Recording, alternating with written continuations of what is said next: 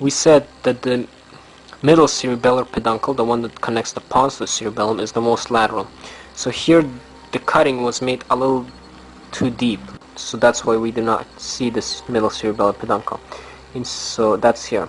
Instead we see this is the inferior cerebellar peduncle that connects the medulla to the cerebellum.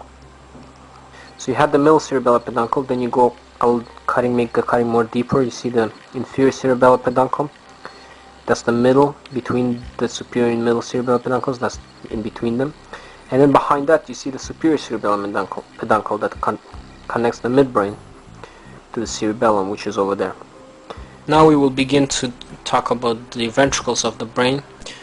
So here, this is the cerebrum.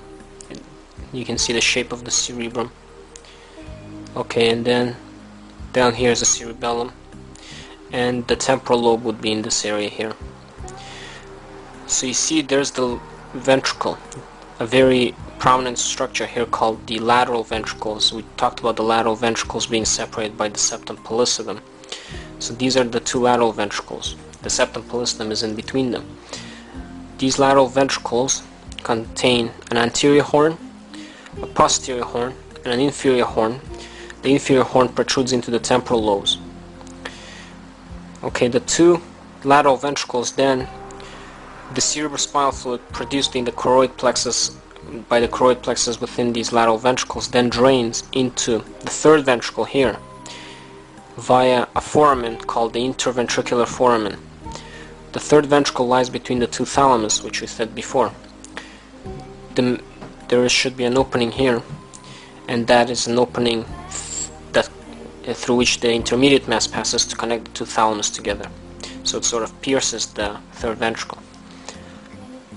Next, from the third ventricle goes through the cerebral aqueduct.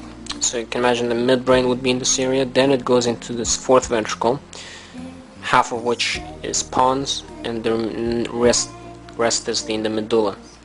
And then continues as the central canal through the spinal cord. The fourth ventricle also gives off two processes. One goes lateral, two of them go laterally, one to the left and one to the right. Those are the lateral apertures. And what they do is they allow the cerebrospinal fluid to drain into the area on the anterior portion of the spinal cord and up in this area, anterior to the brainstem. And another aperture is called the median aperture, and that drains. There's only a single median aperture that drains the cerebrospinal fluid to the posterior portion of the cerebellum and posterior spinal cord.